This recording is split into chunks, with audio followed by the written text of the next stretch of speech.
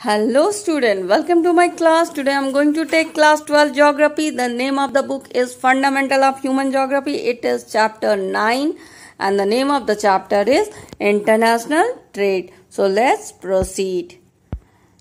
तो आपको पता है कि ट्रेड क्या होती है। ट्रेड होती है वॉलेंटरी एक्सचेंज, यानी अपनी इच्छा से किया हुआ एक्सचेंज। जो आप गुड्स एंड सर्विसेज का एक्सचेंज करते हो अपनी इच्छा से, दो पार्टीज के बीच में यानी दो लोगों के बीच में जब अपनी इच्छा से गुड्स एंड सर्विसेज का एक्सचेंज होता है ताकि दोनों को फायदा हो सके, दोनों को म्यूचुअल बेनिफिट्स हो सके, उसको कहा जाता है ट्रेड। और जो ये ट्रेड होती है वो दो लेवल पे होती है, एक नेशनल लेवल पे, एक इंटरनेशनल लेवल पे।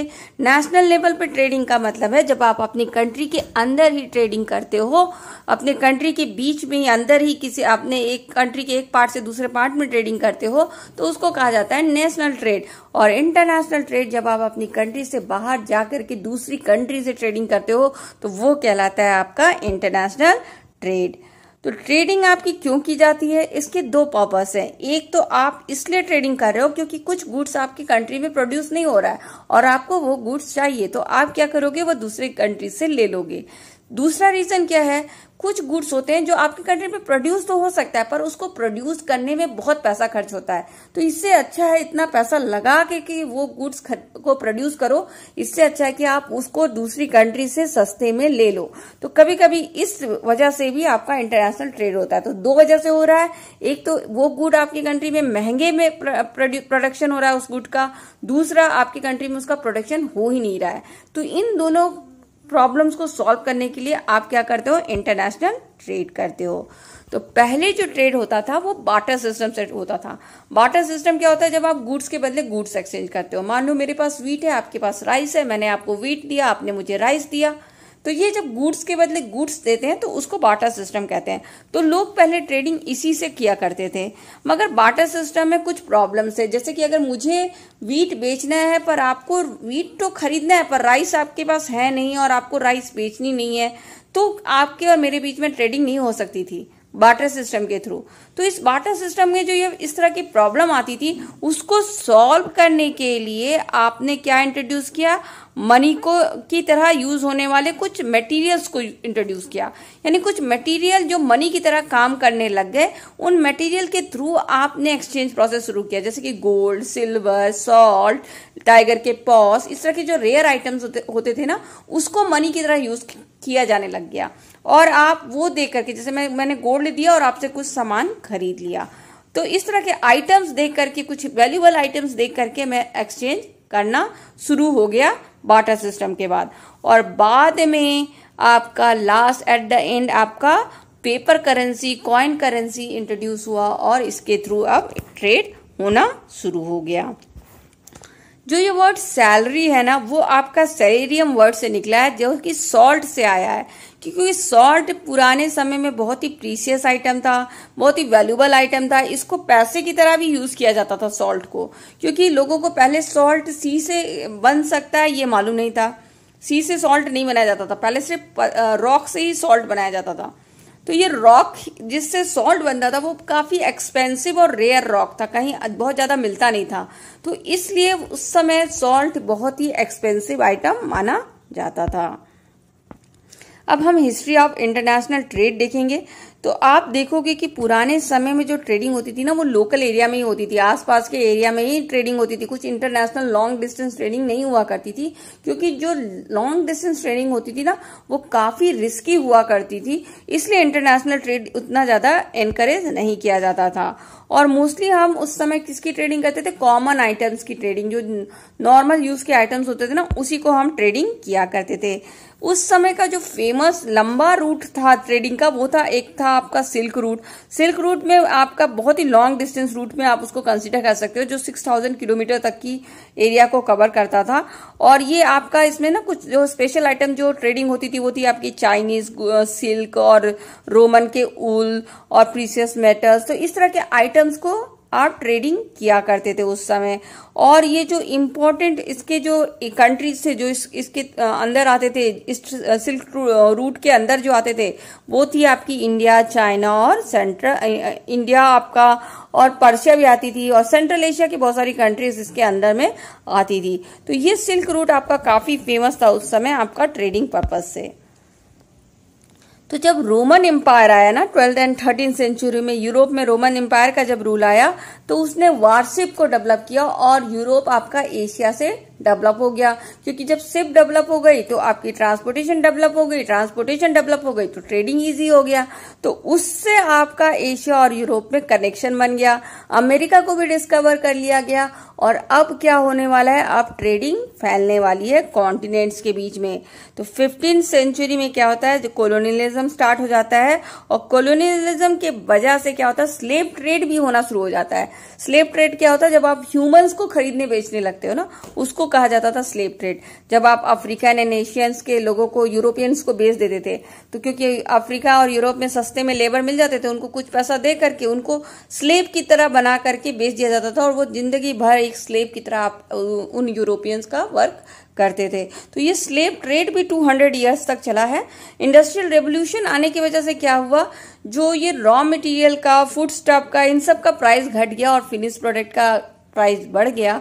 और इससे क्या हुआ, अब जो ट्रेडिंग होने लगी इंटरनेशनल लेवल पे, उसमें सिर्फ इंडस्ट्रियली डेवलप कंट्रीज को फायदा होने लगा, और जो डेवलपिंग कंट्रीज थी, जिनकी कंट्री में अभी तक इंडस्ट्रियल रेवोल्यूशन नहीं आया था, उनको नुकसान होने लग गया। तो first and second world war के बाद ट्रेड में क्या चेंज आया, first and second world war के बाद एक्चुअली बहुत सारी कंट्रीज को इंडिपेंडेंस मिली, तो उन्होंने ट्रेडिंग को बंद करने का सोचा। उसलिए काफी रिस्ट्रिक्शन लगा दिए ट्रेडिंग में, कि अगर हमारे कंट्री में ट्रेड करने आओगे तो हम बहुत टैक्सेस लेंगे, या फिर हम आपके प्रोडक्ट को अपनी कंट्री में घुसने नहीं देंगे, या अगर आपको अपने मेरे कंट्री में आना है तो बस इतनी ही क्वांटिटी बेच सकते हो, इसी क्वालिटी का बेच सकते हो। इस तरह के कई restriction newly develop country specially लगाना शुरू कर दी, क्योंकि इनको डर था कि अगर हम अपना कंट्री खोल देंगे ट्रेडिंग के लिए इस समय, तो क्या होगा, हमारे कंट्री के जो प्रोड्यूसर्स है, मैन्युफैक्चरर्स है, वो कंपटीशन नहीं कर पाएंगे। जो फॉरेन कंट्रीज है वो ऑलरेडी उनके कंट्री में इंडस्ट्रियल रेवोल्यूशन हो चुका है, डेवलप हो चुकी है वो, तो उनके प्रोडक्ट के सामने हमारा प्रोडक्ट टिक नहीं पाएगा, और हमारे जो लोकल प्रोड्यूसर, लोकल मैन्युफैक्चरर्स है, उनको नुकसान होने लग जाएगा। तो इसीलिए बहुत सारे रिस्ट्रिक्शन आ गए आपके ट्रेड के ऊपर first and second world war के बाद। उसके बाद आपके कुछ वर्ल्ड ऑर्गेनाइजेशंस आए, जो जैसे कि गैट और WTO, इस तरह के ऑर्गेनाइजेशन बने जो कि वर्ल्ड के ट्रेड को देख सके, उनके टैरिफ्स एंड रिस्ट्रिक्शन को कम कर सके, और इंटरनेशनल ट्रेड को बढ़ा सके, और म्यूचुअल बेनिफिट एक कंट्री से दूसरी कंट्रीज को करा सके। उसके बाद आप हम देखेंगे कि इंटरनेशनल ट्रेड क्यों एग्जिस्ट करता है, होता ही क्यों है इंटरनेशनल ट्रेड। तो इसका वजह ये है कि देखो, जब आप डिवीजन आप लेबर करते हो तो स्पेशलाइजेशन आ जाता है आपके अंदर। जब एक ही आदमी एक काम, डिवीजन ऑफ लेबर में आप क्या करते हो, आप काम डिवाइड कर देते हो डिफरेंट डिफरेंट लोगों पे, different different labour different different work करता है। तो एक ही काम आप जब बराबर से बार बार करते हो तो आप उस वर्क में स्पेशलाइज्ड हो जाते हो, परफेक्ट हो जाते हो। और जब आप स्पेशलाइज्ड और परफेक्ट हो जाते हो तो आप उस चीज का प्रोडक्शन आप कंपेरेटिवली चीप में और अच्छी क्वालिटी में एफिशिएंसी के साथ कर पाते हो। तो इससे क्या होता है, आप कोई कंट्री किसी चीज में स्पेशलाइज होती है, कोई कंट्री किसी चीज में स्पेशलाइज होती है, तो मैं जिसमें स्पेशलाइज्ड हूँ वो मैं आपको दूंगी, आप जिसमें स्पेशलाइज्ड है वो आप मुझे दोगे। तो स्पेशलाइजेशन और डिवीजन ऑफ लेबर भी आपका इंटरनेशनल ट्रेड को सपोर्ट करता है। म्यूचुअल बेनिफिट जो एक दूसरे को होती है वो भी आपका इंटरनेशनल ट्रेड को सपोर्ट करता है। फिर कंट्री की जो इकोनॉमिक एंड फॉरेन पॉलिसी है वो भी आपकी डिसाइड करती है किसके साथ आपकी ट्रेडिंग ज्यादा होगी, ठीक है। और उसके अलावा जो ट्रेड एंड कम्युनिकेशन का इतना ज्यादा डेवलपमेंट हो गया है, इसके कारण भी इंटरनेशनल ट्रेड काफी बढ़ गया है आपका। तो बेसिकली इंटरनेशनल ट्रेड किस बात पे, किस प्रिंसिपल पर टिका हुआ है, कंपैरेटिव एडवांटेज, यानी मुझे कुछ खरीदने में फायदा है और कुछ बेचने में फायदा है, तो मुझे जो खरीदने में फायदा है वो मैं खरीदूंगा, और जो बेचने में फायदा वो मैं बेचूंगा। तो वो जो कंपैरेटिव एडवांटेज एक दूसरे को मिलेगा। साथ में आप complementary and transferability of goods and service होगा।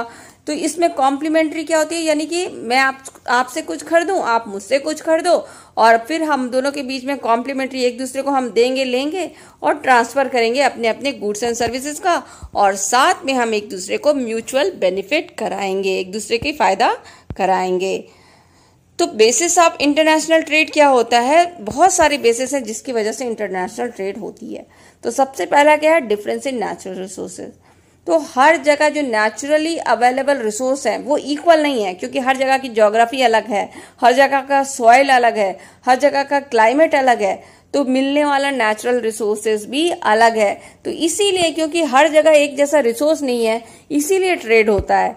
जैसे कि इसके अंदर क्या क्या आता है, जियोलॉजिकल स्ट्रक्चर आएगा, मिनरल रिसोर्स आएगा और आपका क्लाइमेट आएगा। तो जियोलॉजिकल स्ट्रक्चर क्या होता है, देखिए जियोलॉजिकल स्ट्रक्चर होती है टोपोग्राफी। टोपोग्राफी मतलब ये समझ लो कि कहीं माउंटेन है, कहीं हिल है, कहीं प्लेन है, कहीं डेजर्ट है, तो हर जगह की टोपोग्राफी अलग अलग है। तो जब टोपोग्राफी अलग अलग होगी तो वहां पे मिलने वाले क्रॉप्स अलग होंगे, वहां पे मिलने वाले एनिमल्स अलग होंगे, वहां पे मिलने वाले रिसोर्सेज मिनरल्स अलग होंगे।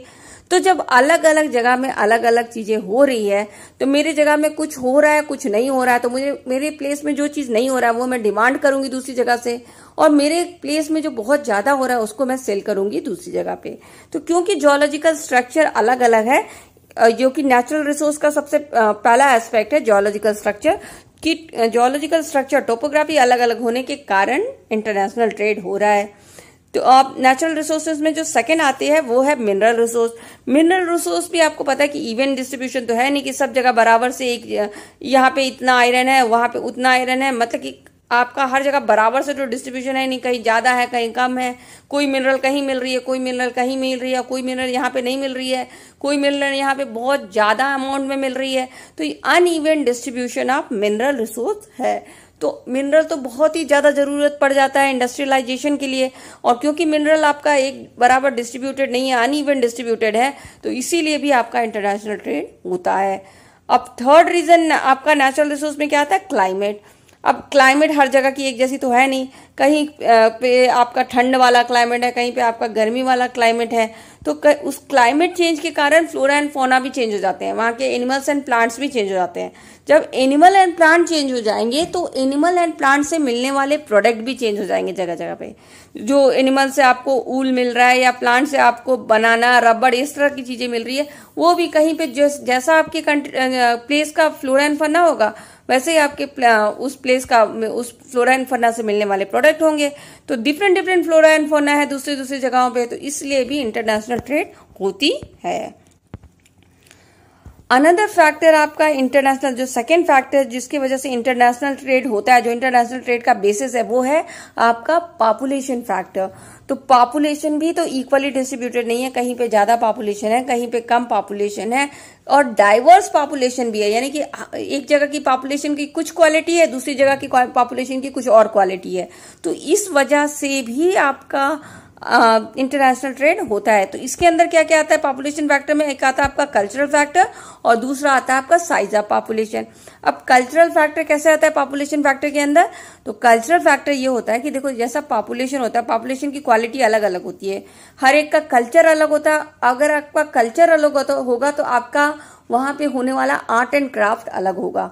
आप किसी तरह की, किसी कंट्री में आप देखोगे कि ये इस आर्ट एंड क्राफ्ट में फेमस है, कोई कंट्री किसी और आर्ट एंड क्राफ्ट में फेमस है, तो मेरे को क्या होगा, मेरे लिए दूसरी कंट्री का आर्ट एंड क्राफ्ट थोड़ा सा स्पेशल हो जाएगा और मैं उसको डिमांड करने लगूंगी। तो हर कंट्री दूसरी कंट्री का आर्ट एंड क्राफ्ट को डिमांड करता है, तो इसकी वजह से भी आपका इंटरनेशनल ट्रेड होता है। जैसे कि चाइनीज का आपका फाइनेस्ट प्रोक्लेन और ब्रोकेट वर्क बहुत फेमस है, ईरान का आपका कारपेट फेमस है, नॉर्थ अफ्रीका का आपका लेदर वर्क फेमस है, और इंडोनेशिया का आपका बाटिक क्लोथ्स बहुत फेमस है। तो हर जगह की आर्ट एंड क्राफ्ट फेमस है, तो उस जगह की आर्ट एंड क्राफ्ट को स्पेशली डिमांड किया जाता है दूसरी कंट्रीज में। तो इसकी वजह से आपका इंटरनेशनल ट्रेड होता है। पॉपुलेशन फैक्टर्स के अंदर जो दूसरा फैक्टर आता है वो है साइज ऑफ पॉपुलेशन। अब देखो इंटरनेशनल फैक्टर ट्रेड होने का एक और रीजन है पॉपुलेशन का साइज। अगर मान लो आपकी कंट्री में बहुत प्रोड्यूस हो रहा है पर साथ में आपकी कंट्री का पॉपुलेशन साइज भी बहुत ज्यादा है, तो क्या करोगे आप, जितना प्रोड्यूस करोगे उतना तो कंज्यूम कर लोगे, तो फिर आपका बचेगा ही नहीं, तो आप एक्सपोर्ट कैसे करोगे। ठीक है, तो साइज ऑफ पॉपुलेशन भी आपका एक्सपोर्ट डिसाइड करता है कि वो होगा कि नहीं होगा, कि प्रोडक्शन है ज़्यादा मगर पॉपुलेशन इतना ज़्यादा कि वो खुद ही उसको कंज्यूम कर ले रहा है, तो बच ही नहीं रहा है कि कुछ आप एक्सपोर्ट कर सको। इम्पोर्ट क्या डिसाइड करता है, आपकी पॉपुलेशन का जो डिमांड डिसाइड करता है। और डिमांड कौन डिसाइड करता है, परचेसिंग पावर डिसाइड करता है। मान लो कि आपकी कंट्री का परचेसिंग पावर, खरीदने की कैपेसिटी कम है, तो वो खरीद ही नहीं सकती है दूसरी कंट्री के प्रोडक्ट्स को, या उस दूसरी कंट्री के प्रोडक्ट उसके लिए कॉस्टली है, तो आप उस प्रोडक्ट के इंपोर्ट करने से कोई फायदा नहीं। अगर आपकी कंट्री का परचेसिंग पावर बढ़ गया है और अब आपकी कंट्री डिमांड कर सकती है, खरीद सकती है उन प्रोडक्ट को, तो आप उनके कंट्री के प्रोडक्ट को इंपोर्ट करोगे। तो इंपोर्ट्स आपका क्या डिसाइड कर रहा है, purchasing capacity, purchasing power of the people of that population. तो ये वो आपका साइज ऑफ पॉपुलेशन जो डिसाइड करता है कि एक्सपोर्ट और इंपोर्ट होगा या नहीं होगा। थर्ड फैक्टर जो आपके इंटरनेशनल ट्रेड का बेसिस है वो है आपका स्टेट ऑफ इकोनॉमिक डेवलपमेंट। तो आप अपने इकोनॉमिक डेवलपमेंट के किस स्टेज में हैं, आप अभी तक एग्रीकल्चरल कंट्री हैं या आप इंडस्ट्रियल कंट्री हैं, ये भी आपका इंटरनेशनल ट्रेड को डिसाइड करता है। जैसे आप एग्रीकल्चरल कंट्री हैं तो आप इंडस्ट्रियल प्रोडक्ट डिमांड करोगे, क्योंकि एग्रीकल्चरल प्रोडक्ट तो आपके कंट्री में हो रहा है, आपको क्या चाहिए, इंडस्ट्रियल प्रोडक्ट आप चाहिए। तो आप एग्रीकल्चरल कंट्री हो तो आप इंडस्ट्रियल प्रोडक्ट डिमांड करोगे, और इंडस्ट्रियल कंट्री हो तो एग्रीकल्चरल प्रोडक्ट को डिमांड करोगे। फोर्थ फैक्टर जो आपका इंटरनेशनल ट्रेड डिसाइड करता है वो है आपका एक्सटेंट ऑफ फॉरेन इन्वेस्टमेंट। यानी अगर आपकी कंट्री में फॉरेन इन्वेस्टमेंट होती है ना, तो वो आपकी कंट्री का जो परचेसिंग पावर है उसको बूस्ट कर देता है, क्योंकि वो वहाँ की माइनिंग को डेवलप कर देता है, ऑयल की ड्रिलिंग के प्रोसेस को डेवलप कर देता है, इंजीनियरिंग वर्क को डेवलप कर देता है। तो इस तरह से जब उसको डेवलप कर देता है तो परचेसिंग कैपेसिटी बढ़ जाती है उस कंट्री की, और वो फिनिश गुड डिमांड करने लगती है। साथ में जो ट्रांसपोर्ट भी है ना, वो भी इंटरनेशनल ट्रेड को सपोर्ट करता है, क्योंकि आजकल इतनी ज़्यादा ट्रांसपोर्टेशन हो गई, इतनी ज़्यादा रेफ्रिजरेशन, प्रिजर्वेशन आ गया है कि ट्रेड इजी हो गया है और लोग ट्रेडिंग करने लगे हैं, क्योंकि अब बहुत इजी से आप ट्रांसपोर्ट करके एक कोने से दूसरे कोने में सामान पहुंचा सकते हो। रेफ्रिजरेशन यानी रेफ्रिजरेटर की फैसिलिटी भी है कि आपकी चीज़ें खराब हो रही है तो रेफ्रिजरेटर में रख करके आप, शिप में भी रेफ्रिजरेटर आजकल आ गया है, तो शिप के रेफ्रिजरेटर में रख करके उसको आप एक जगह से, एक कंट्री से दूसरे कंट्री में पहुंचा सकते हो। प्रिजर्वेशन की भी फैसिलिटी है, आप प्रिजर्व कर सकते हो उस चीज़ों को। कुछ बहुत सारे केमिकल्स हैं जो आप डाल दो और आपका फूड इतना प्रिजर्व हो जाएगा कि आप बहुत दिनों तक नहीं खराब होगा। तो इस तरह की प्रिजर्वेशन फैसिलिटीज आने से, रेफ्रिजरेशन फैसिलिटी आने से, ट्रांसपोर्टेशन फैसिलिटी आने से भी आपका इंटरनेशनल ट्रेड बढ़ गया है। अब हम देखेंगे आपका इम्पॉर्टेंट एस्पेक्ट इंटरनेशनल ट्रेड का। तो सबसे इम्पॉर्टेंट एस्पेक्ट इंटरनेशनल ट्रेड का है वॉल्यूम ऑफ ट्रेड। तो वॉल्यूम ऑफ ट्रेड क्या होता है, वॉल्यूम ऑफ ट्रेड होता है, ये आपका टोनेज नहीं होता है, ये आपका value of goods and services होता है। टोनेज क्या होता है, यानी कि आपका टनेज, ये समझ लो कि साइज एंड वेट, यानी कि आपकी जो प्रोडक्ट आप जो खरीद रहे हो या बेच रहे हो उसका साइज और वेट दिखा करके, देख करके आप डिसाइड नहीं करोगे कि आपका कितना वॉल्यूम है ट्रेड का। आप उस प्रोडक्ट की वैल्यू देख करके डिसाइड करोगे कि आपका कितना वॉल्यूम है ट्रेड का। जैसे कि मान लो आपने 10 टन आपने कॉटन को एक्सपोर्ट कर दिया, मगर आपने 10 टन आप देख करके, अरे बहुत बड़ी क्वांटिटी है, सोच करके आप नहीं कर सकते हो कि ये बहुत बड़ा वॉल्यूम ऑफ ट्रेड है। उस 10 टन कॉटन का आपका जो प्राइस है, 1 टन गोल्ड के अगर आपने लिया, इंपोर्ट किया है या एक्सपोर्ट किया है, तो 1 टन जो गोल्ड है उसका वैल्यू कितना ज़्यादा होता है, वो 10 टन कॉटन के वैल्यू से भी 10 गुना आपको ज़्यादा में ही मिलेगा। ठीक है, तो ये आपका क्या है, इसमें आपको किसका वॉल्यूम ज़्यादा दिख रहा है? आपको देखने से तो लगेगा कि कॉटन का है, कॉटन 10 टन है, मगर आपका जो गोल्ड है उसकी वैल्यू ज़्यादा है कॉटन से कंपेयर करने के लिए। तो 1 टन गोल्ड का वैल्यू काफ़ी ज़्यादा है 10 टन आपके कॉटन से। तो वैल्यूम ऑफ ट्रेड क्या डिसाइड, किस बेसिस पे डिसाइड होता है, वैल्यू ऑफ ट्रेड से डिसाइड होता है। वॉल्यूम वैल्यू से डिसाइड होता है, ना कि साइज एंड क्वांटिटी से, टनेज से नहीं डिसाइड होता है। यानी कि अगर आपने 10 पेन खरीदे तो 10 पेन आपका वॉल्यूम नहीं डिसाइड करेगा। उस 10 पेन का कॉस्ट, एक एक पेन का सपोज कॉस्ट 10 रुपीज है, तो उस पेन का कॉस्ट आपका वॉल्यूम ऑफ ट्रेड डिसाइड करेगा, यानी वैल्यू ऑफ पेन डिसाइड करेगा volume of trade, quantity of pen नहीं डिसाइड करेगा वॉल्यूम ऑफ ट्रेड। तो ठीक है, तो इसी को कहा जाता है वॉल्यूम ऑफ ट्रेड।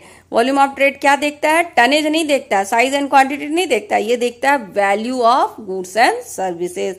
और अगर आप वॉल्यूम ऑफ ट्रेड देखोगे तो हर कंट्री में आप देखोगे ना, वॉल्यूम ऑफ ट्रेड आजकल दिन प्रतिदिन आपका बढ़ता ही जा रहा है। सेकेंड आपका क्या देखना है इंपॉर्टेंट एस्पेक्ट इंटरनेशनल ट्रेड का, वो है कंपोजिशन ऑफ ट्रेड। तो देखो जैसे एयर का कंपोजिशन होता है, एयर के कंपोजिशन में क्या होता है? नाइट्रोजन होता है, ऑक्सीजन होता है, कार्बन डाइऑक्साइड होता है, और भी बहुत सारी चीजें होती है। तो वैसे ही ट्रेड के कंपोजिशन में क्या है, यानी कि ट्रेड में आप क्या क्या आइटम्स खरीद बेच रहे हो, क्या आप फूड आइटम्स बेच रहे हो, इंडस्ट्रियल आइटम बेच रहे हो, टेक्सटाइल बेच रहे हो, क्या बेच रहे हो और खरीद रहे हो, ठीक है। तो यही होता है कंपोजिशन ऑफ ट्रेड, यानी कि आपने प्राइमरी प्रोडक्ट्स को बेच रहे हो, मैन्युफैक्चरिंग गुड्स को बेच रहे हो, क्या बेच रहे हो, उस कौन कौन से आइटम्स उस आपके ट्रेड के कंपोजिशन में है वो देखा जाता है। तो इसमें क्या होता है ना, पहले जब ट्रेडिंग हुआ करती थी तो जो कंपोजिशन होता था ट्रेड का, उसमें प्राइमरी प्रोडक्ट्स ज्यादा आपके एक्सपोर्ट इंपोर्ट होते थे, मगर आज के डेट में मैन्युफैक्चरिंग प्रोडक्ट ज्यादा इंपोर्ट एक्सपोर्ट हो रहे हैं। तो जो मेन आइटम होता है जो कि मोस्ट ऑफ द कंट्रीज का कंपोजिशन में आता है, वो है आपका agricultural product, iron and steel, fuel, chemical, textile और बहुत सारे इसी तरह के आइटम्स। थर्ड जो एस्पेक्ट आप देखोगे इंटरनेशनल ट्रेड का, वो है डायरेक्शन ऑफ ट्रेड, यानी कि किस डायरेक्शन में ट्रेड जा रही है, किसको क्या, कौन सी कंट्री फायदे में नुकसान में है इस ट्रेड की वजह से। तो जब आप हिस्ट्री को खंगालोगे, जब हिस्ट्री देखोगे, एनालाइज करोगे, तो आजकल की जो डेवलपिंग कंट्रीज है ना, जैसे कि अपना इंडिया, चाइना, ये आज से पहले हिस्ट्री में, हिस्टोरिकल पीरियड में आप देखोगे तो वो बहुत ही आगे थी ट्रेडिंग करने में, और वो मोस्टली आपकी वैल्यूएबल आइटम्स, आर्टिफैक्ट्स, यानी कि बहुत ज्यादा art and crafts rich items, इस तरह की बहुत सारे वैल्यूएबल्स आइटम्स को सेल किया करती थी यूरोपियन कंट्रीज को। यानी कि ये जो डेवलपिंग कंट्री आज के डेट में है, इंडिया, पाकिस्तान, श्रीलंका, वो किसी जमाने में बहुत आगे हुआ करती थी ट्रेडिंग के, वर्ल्ड ट्रेडिंग में उसका नंबर 1 प्लेस हुआ करता था। फिर जब 19th सेंचुरी आया, इंडस्ट्रियल रेवोल्यूशन आ गया, तो इंडस्ट्रियल रेवोल्यूशन में क्या हुआ, फिनिश प्रोडक्ट का कॉस्ट बढ़ गया और raw material and food stuff का कॉस्ट घट गया। अब इंडस्ट्रियल रेवोल्यूशन कहाँ आया? यूरोप में आया, और कुछ कंट्रीज में फैल गई, जैसे अमेरिका में फैल गई, जापान में भी आ गया था वो, तो कुछ कंट्रीज में फैल गई। तो जो कंट्री इंडस्ट्रियली डेवलप हो गए, जैसे यूरोप, अमेरिका, जापान, उनको तो फायदा होने लगा ट्रेड में, और जो कंट्री इंडस्ट्रियली डेवलप नहीं हो पाए, जैसे कि डेवलपिंग कंट्रीज जो आज की डेट की हैं, तो वो क्या करने लगी, raw material and food stuff supply करने लग गई और उनको नुकसान होने लग गया। तो 19th सेंचुरी के बाद इंडस्ट्रियल रेवोल्यूशन आ गया था, और इंडस्ट्रियल रेवोल्यूशन से यूरोप और यूएसए एंड जापान एडवांस हो गई थी और इंडस्ट्रियली डेवलप हो गई थी, तो उनको फायदा होने लग गया इंटरनेशनल ट्रेड में। मगर जो second half of 20th century है, उस समय क्या हुआ, सभी कंट्रीज को इंडिपेंडेंस ऑलमोस्ट मिल गई थी, बहुत ज्यादातर कंट्रीज को इंडिपेंडेंस मिल गई थी। तो इससे क्या हुआ, अब जो इंडिपेंडेंट कंट्री है, अब वो भी कूद पड़ी मैदान में इन डेवलप कंट्री के साथ इंटरनेशनल लेवल पे कंपटीशन करने के लिए। तो आज दोनों मिल करके कंपटीशन कर रही हैं इंटरनेशनल ट्रेड पर। अब हम देखेंगे balance of trade. Balance of trade क्या देखता है कि आपकी कंट्री का इंपोर्ट और एक्सपोर्ट क्या है, मतलब कि कितना आप इंपोर्ट कर रहे हो, कितना आप एक्सपोर्ट कर रहे हो। एक्सपोर्ट यानी कि आप उसको दूसरी कंट्री में सेल करते हो, इंपोर्ट मतलब आप उसको अपनी कंट्री में खरीदते हो, आप इंपोर्ट करते हो, मतलब दूसरे कंट्री का सामान आप अपने कंट्री में लाते हो, और एक्सपोर्ट में आप अपनी कंट्री का सामान दूसरी कंट्री को बेचते हो। तो ये देखता है आपका बैलेंस ऑफ ट्रेड। तो बैलेंस ऑफ ट्रेड में क्या होता है कि अगर इंपोर्ट ज्यादा है और एक्सपोर्ट कम है, यानी कि आप खरीद ज्यादा रहे हो और बेच कम रहे हो, तो क्या होता है, ये नेगेटिव और अनफेवरेबल बैलेंस ऑफ ट्रेड कहलाता है। और vice versa situation, vice versa क्या होता है, अपोजिट सिचुएशन, यानी कि आप इंपोर्ट आपका कम है और एक्सपोर्ट आपका ज्यादा हो, तो ये आपका पॉजिटिव और फेवरेबल बैलेंस ऑफ ट्रेड बन जाएगा।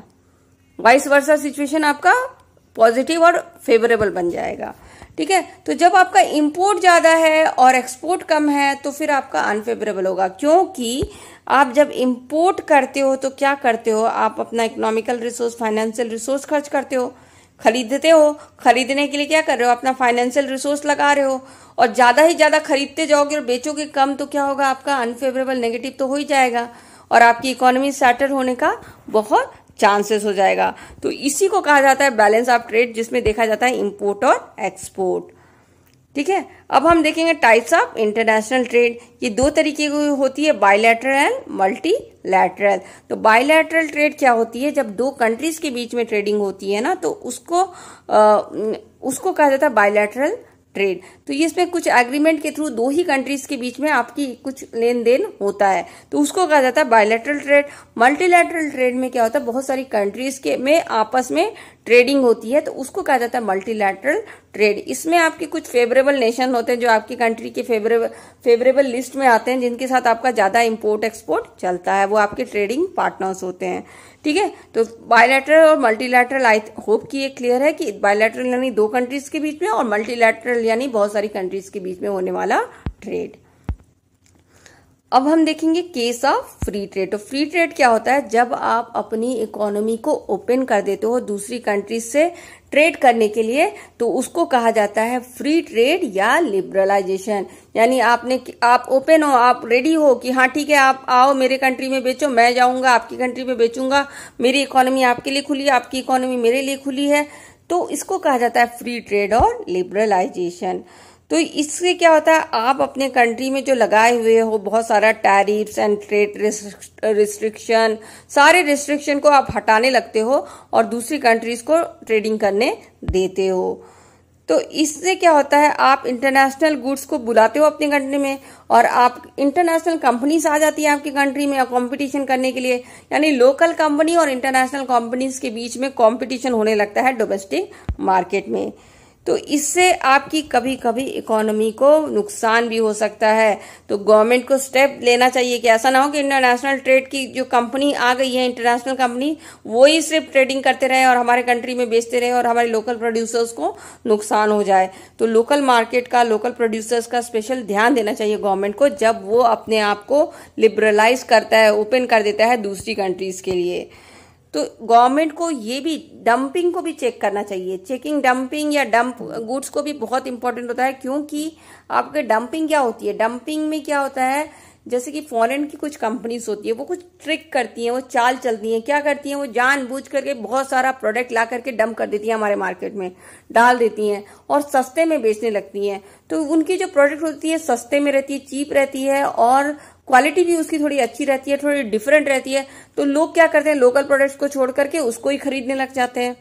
अब जब उसको खरीदने लग जाते हैं तो क्या होता है, बेचारे लोकल प्रोड्यूसर्स को नुकसान होने लगता है और कभी उनकी कंपनीज बंद हो जाती है और कुछ धीरे धीरे क्या होता है, कुछ समय के बाद वो लोकल कंपनीज तो पूरी तरह से खत्म होकर के चली जाती है, मार्केट से गायब हो जाती हैं। अब क्या हो जाता है, अब सिर्फ इंटरनेशनल कंपनीज रह जाती हैं डंपिंग की वजह से, और अब वो जब उनको मोनोपोली मिल जाता है अपने मार्केट में, तो फिर वो अपनी मनचाहा रेट में और मनचाहा क्वांटिटी में सामान को बेचती हैं और अपना फायदा उठाती हैं। तो ये डंपिंग के प्रोसेस से क्या करती हैं, वो मोस्टली जो स्मॉल प्रोड्यूसर्स होते हैं ना लोकल मार्केट्स के, उनको टारगेट करती है और उनको एलिमिनेट करने की कोशिश करती है। तो गवर्नमेंट को इसे भी देखना है कि डंपिंग के प्रोसेस से हमारे कंट्री के प्रोड्यूसर्स को नुकसान ना हो जाए। अब हम देखेंगे WTO यानी कि वर्ल्ड ट्रेड ऑर्गेनाइजेशन के बारे में।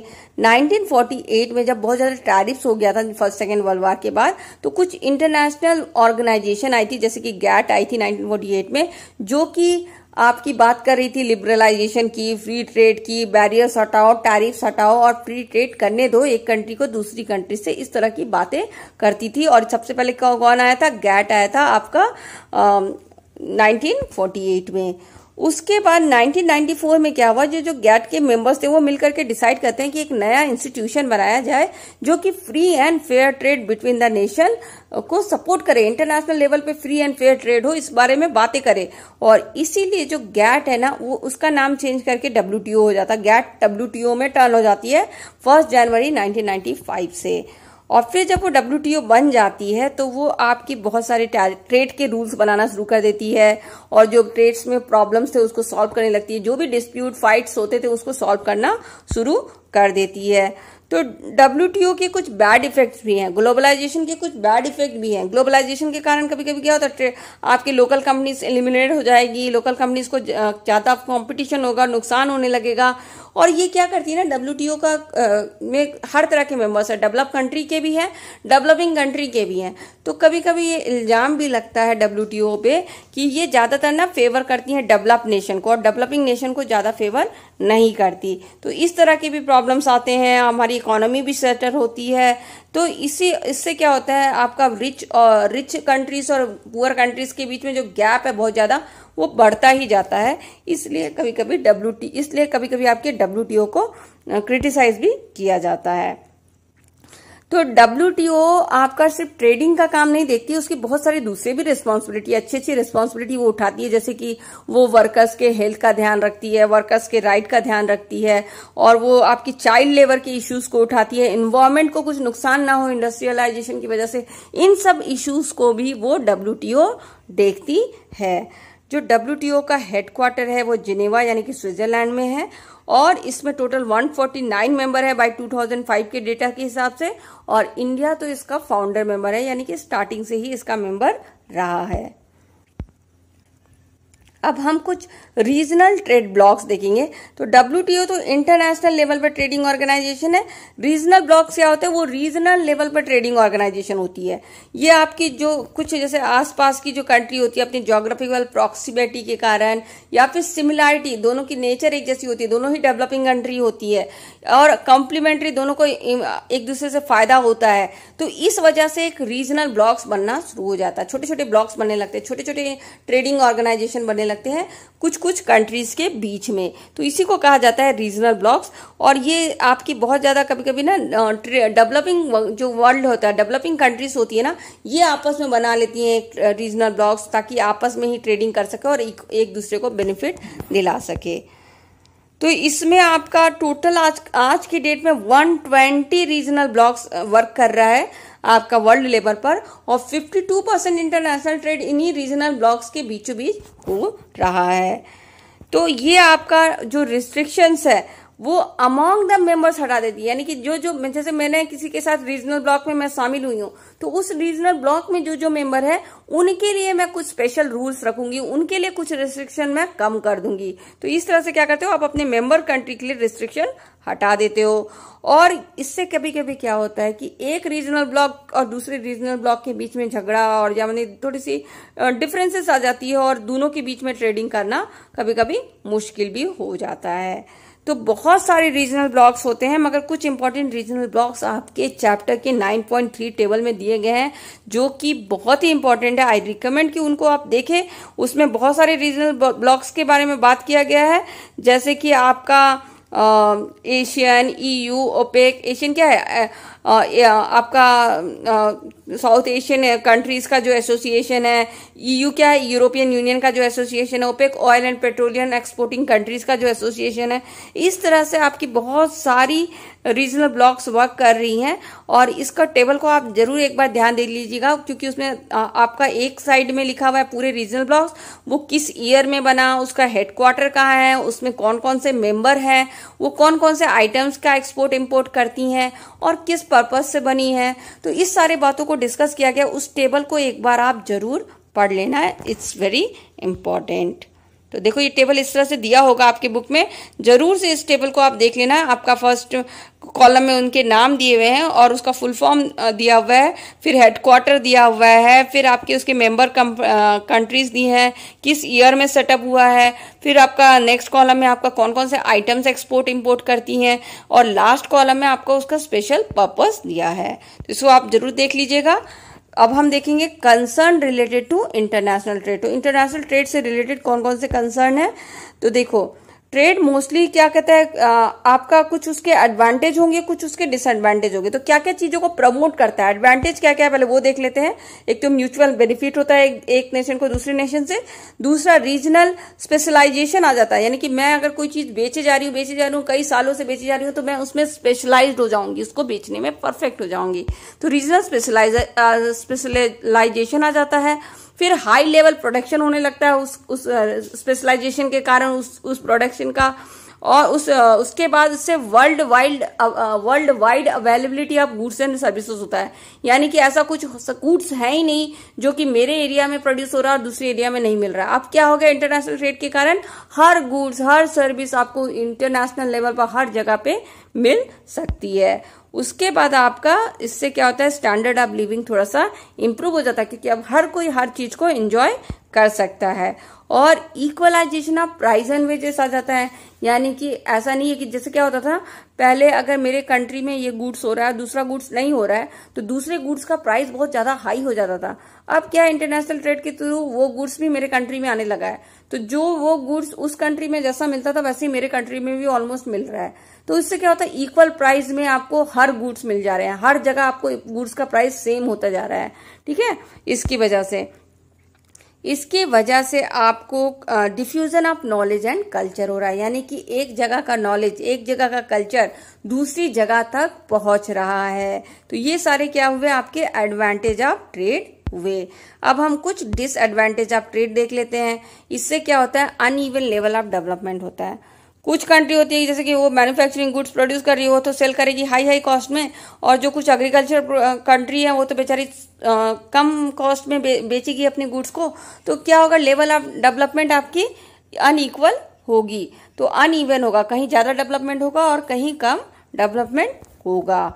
उसके बाद आपका इसकी वजह से ये भी प्रॉब्लम आता है कि इससे जो बहुत ज्यादा ना एक्सप्लॉयटेशन होता है, एक दूसरे को लूटने की कोशिश करते हैं लोग और कमर्शियल गेन पाने की कोशिश करते हैं। और इसमें क्या, कंपटीशन राइवलरी बहुत हो जाती है, दुश्मनी भी हो जाती है कभी कभी, और इसी दुश्मनी के कारण क्या हो जाता है, वॉर हो जाता है कभी कभी। तो ये आपका एक्सप्लॉयटेशन एंड कमर्शियल राइवलरी के कारण वॉर भी हो सकता है। और इसके कारण बहुत बार ऐसा होता है कि एनवायरमेंट, हेल्थ सब अफेक्ट होते हैं, क्योंकि ज्यादा से ज्यादा ट्रेडिंग करने के चक्कर में ज्यादा से ज्यादा प्रोडक्शन हो रहा है, ज्यादा से ज्यादा इंडस्ट्रियलाइजेशन हो रहा है, और इसके कारण इन्वायरमेंट का भी ध्यान नहीं दिया जा रहा है, हेल्थ का भी ध्यान नहीं दिया जा रहा है। तो ये क्या हो रहा है, इन्वायरमेंट एंड हेल्थ को अफेक्ट कर रही है। और इसके कारण आपका जो रिसोर्स है बहुत जल्दी जल्दी खत्म हो रहा है, बहुत जल्दी जल्दी ओवर यूज होने लग गया है। इंटरनेशनल ट्रेड में आगे बढ़ने के चक्कर में लोग अपने रिसोर्स को ओवर यूज करने लग गए हैं। और ये पोल्यूशन भी करता है, क्योंकि आपका इंडस्ट्रियलाइजेशन होगा इससे, और इंडस्ट्रियलाइजेशन तो पोल्यूशन करेगा ही। तो इंटरनेशनल ट्रेड की वजह से पोल्यूशन भी बढ़ गया है, और इसके कई फ्यूचर डेंजरस इम्पैक्ट भी हो सकते हैं। इंडस्ट्रियलाइजेशन के कारण डिफॉरेस्टेशन हो रहा है, क्लाइमेट चेंज भी हो रहा है, तो इसके आपके फ्यूचर्स में बहुत ज्यादा सीरियस प्रॉब्लम भी इसके कारण आ सकते हैं। और आपका इसकी वजह से कंट्री में क्या होता है, डिफरेंसेस आ जाते हैं कभी कभी, और डिपेंडेंस भी एक दूसरे पे बढ़ जाता है। डिपेंडेंस कैसे बढ़ जाता है, जैसे पहले ना कभी कंट्री सेल्फ सफिशिएंट होती थी, उसको जितना जरूरत होता था अपने कंट्री की जरूरत की हर चीज अपने कंट्री में ही प्रोड्यूस कर देती थी। अब ये पता है कि इंटरनेशनल ट्रेड के थ्रू हम वो आइटम मंगा लेंगे तो अपने कंट्री में उसको प्रोड्यूस ही नहीं करते हैं। तो क्या हो रहा है, हम दूसरे कंट्रीज में डिपेंड होने लग गए हैं इंटरनेशनल ट्रेड के वजह से। तो ये सारे आपके क्या है, डिसएडवांटेज ऑफ इंटरनेशनल ट्रेड। अब हम देखेंगे गेटवे टू इंटरनेशनल ट्रेड, यानी कि इंटरनेशनल ट्रेड होता कहाँ से, कौन सा गेट से हम इंटरनेशनल ट्रेड करते हैं। हमारा जो गेटवे है इंटरनेशनल ट्रेड का वो मोस्टली पोर्ट्स है, क्योंकि ज्यादातर वाटर से ही, ओशन से ही आप इंटरनेशनल ट्रेड, ज्यादातर ट्रेडिंग, इंटरनेशनल ट्रेडिंग ओशन के थ्रू, पोर्ट्स के थ्रू की जाती है। तो पोर्ट्स एंड हार्बर आपका गेटवे है इंटरनेशनल ट्रेड का, जहां से कार्गो और पैसेंजर, कार्गो मतलब गुड्स, ठीक है, कार्गो मतलब बहुत सारे आइटम्स, और गुड्स और आपके पैसेंजर इसी पोर्ट से ट्रांसफर होते हैं, एक पोर्ट से वो दूसरे पोर्ट्स में जाते हैं। यानी कि एक वर्ल्ड के एक पार्ट्स आप पोर्ट में चढ़ते हैं और वर्ल्ड के दूसरे पोर्ट्स में यानी दूसरे साइड में उतर रहे हैं। तो क्या हुआ आपका इंटरनेशनल ट्रेड का गेटवे, पोर्ट्स एंड हार्बर हुए। तो पोर्ट्स जो है ना आपकी बहुत सारी डॉकिंग फैसिलिटी प्रोवाइड करती है। डॉकिंग क्या होती है, शिप को रोकने का मतलब स्टॉप करने का जो फैसिलिटी होता है उसको डॉकिंग कहते हैं। डॉकिंग फैसिलिटी प्रोवाइड करती है, लोडिंग करने की फैसिलिटी देती है, अनलोडिंग करने की फैसिलिटी देती है, स्टोरेज करने के लिए, कार्गो को यानी गुड्स को स्टोर करने के लिए भी फैसिलिटी पोर्ट्स आपकी प्रोवाइड करती है। जो पोर्ट्स की अथॉरिटी है वो ये भी ध्यान देती है कि नेविगेबल चैनल बना रहे, यानी कि आपकी सिर्फ आने जाने के लिए वाटर की अवेलेबिलिटी बनी रहे।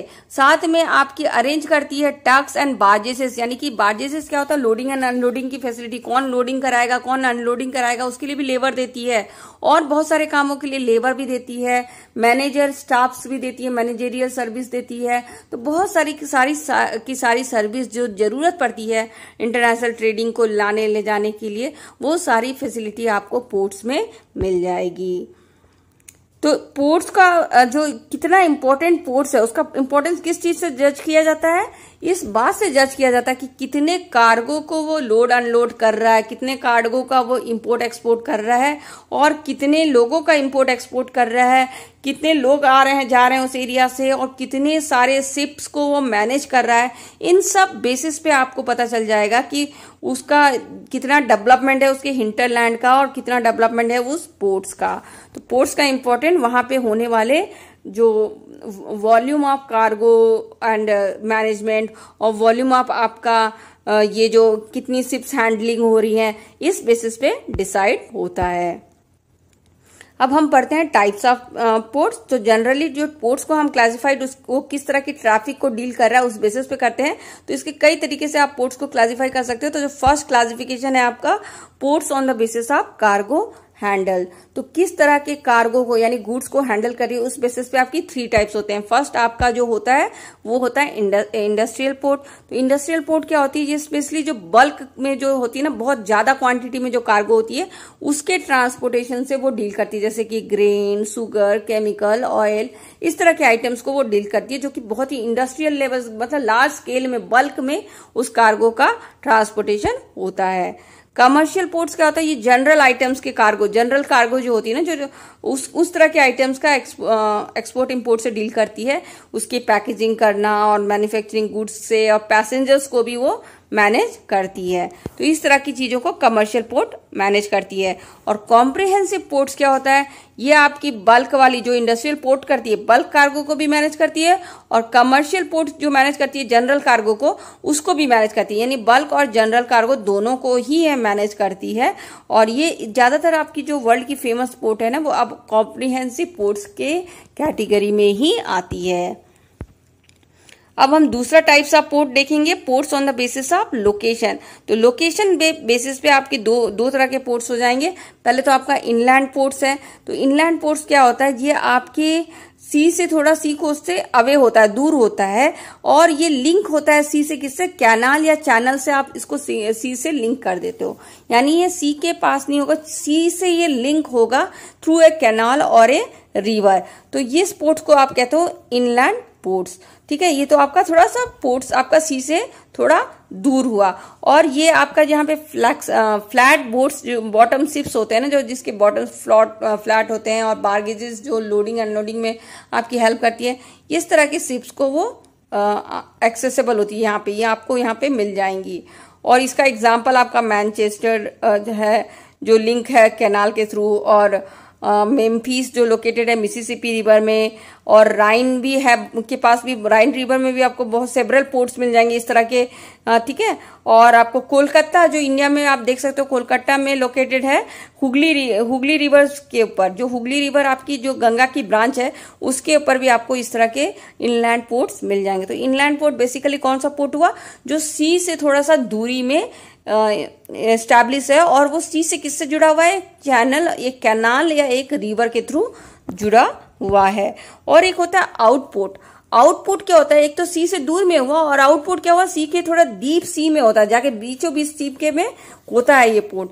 इसको क्यों बिल्ड किया जाता है, क्योंकि ये पेरेंट पोर्ट जो होता है, जो मेन पोर्ट होता है सी पोर्ट में, उसको हेल्प करने के लिए ही इसको बिल्ड किया जाता है। क्योंकि कुछ पोर्ट्स होते हैं ना, ये बीच में इसलिए बनाए जाते हैं कि जो बड़ी बड़ी शिप होती है ना, किनारे किनारे ओशन का क्या हो जाता है, पानी कम होने लगता है, तो बड़ी बड़ी शिप आपकी किनारे तक नहीं पहुंच सकती। एकदम एंड तक नहीं पहुंच पाती है। तो इसीलिए उनके लिए स्पेशल पोर्ट्स आपको सी के बीचों बीच बनाया जाता है, ताकि वो वहां पे ही अपने सामान को उतार दे, चढ़ा दे और वहां से ही निकल जाए। ठीक है, और कुछ पुराने तरीके से बनी होती है, क्लासिक स्टाइल से बनी होती है, तो इस वजह से भी वो पोर्ट्स आपका किनारे तक शिप नहीं पहुंच पाती। इनको हेल्प करने के लिए, पैरेंट पोर्ट्स को हेल्प करने के लिए ही समुद्र के बीचों बीच पोर्ट्स बना दिया जाता है, ताकि जो बड़ी बड़ी शिप्स को फायदा हो जाए और वो वहां पे ही अपना लोडिंग अनलोडिंग करके निकल जाए। ठीक है, तो इसी को कहा जाता है आपका आउटपोर्ट। इसका एक एग्जांपल है आपका एथेंस में, जो कि बहुत ही एथेंस का जो आउटपोर्ट है पिरासिस, ये जो ग्रीस में यूज होता है, ये काफी इंपॉर्टेंट एग्जांपल है आपका आउटपोर्ट का।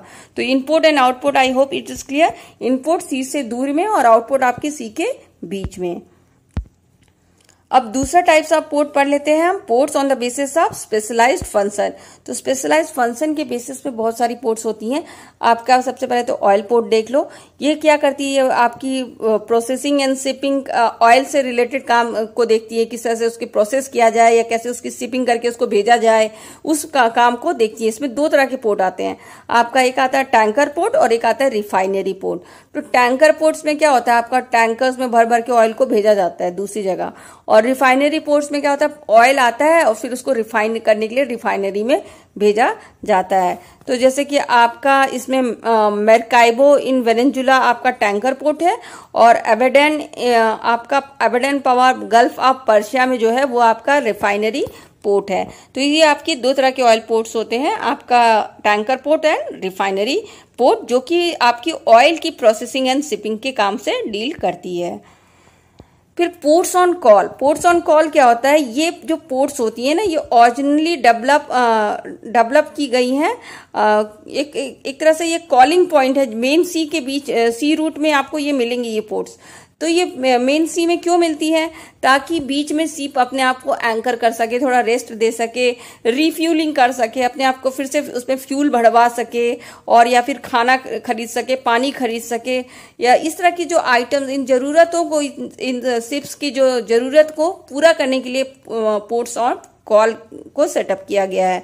तो पहले तो ये इन्हीं पर्पस के लिए यूज होता था, अब ये कमर्शियल पॉइंट्स ऑफ व्यू से कमर्शियल पोर्ट्स के रूप में टर्न होते जा रहा है। और ये आपका इसका एग्जांपल मिल जाएगा एडन और होनोलुलु और सिंगापुर, इसके गुड एग्जांपल हैं जो कि पोर्ट्स ऑफ कॉल की तरह से काम करते हैं। पैकेट स्टेशन क्या होता है, पैकेट स्टेशन आपका ये ना फेरी पोर्ट्स भी कहा जाता है इसको। इसमें क्या होता है, दो पोर्ट्स होते हैं, इसमें आपका पैसेंजर और मेल, आपके दोनों शॉर्ट डिस्टेंस में आप पैसेंजर और मेल को इधर से उधर करते हो, और इसमें आपके दो पोर्ट्स होते हैं और दोनों पोर्ट एक दूसरे के अपोजिट डायरेक्शन में एक दूसरे को फेस करते हुए बनाए जाते हैं।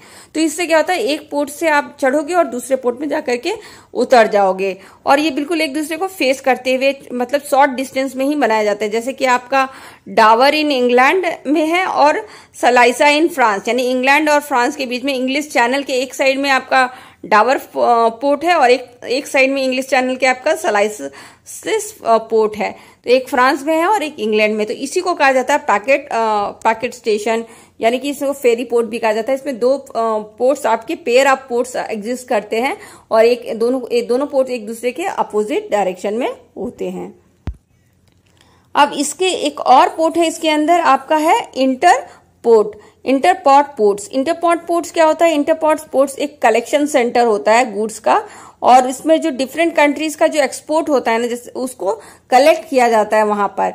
तो जैसे कि इसकी बहुत सारे एग्जांपल है, जैसे सिंगापुर में एक तरह से सिंगापुर इंटरपोर्ट की तरह एक्ट करती है पूरे एशियन कंट्री के लिए, और आपका दूसरा आपका रोटरडैम यूरोप के लिए एक्ट करता है इंटरपोर्ट की तरह, और आपका कोपेनहेगन आपका बाल्टिक रीजन के कंट्रीज के लिए इंटरपोर्ट पोर्ट की तरह एक्ट करता है। तो एक तरह से कलेक्शन सेंटर बन जाता है एक्सपोर्ट आइटम्स को रिसीव करने के लिए। नेवल पोर्ट्स क्या होता है, नेवल पोर्ट्स आपका बहुत ही स्ट्रैटेजिकली इंपॉर्टेंट पोर्ट होता है। ये नेवी वालों के लिए होता है, और ये वारशिप के लिए, जो वारशिप्स को सर्व करता है, वारशिप के पर्पस को सर्व करता है, और उनका रिपेयर वर्कशॉप भी होता है ये।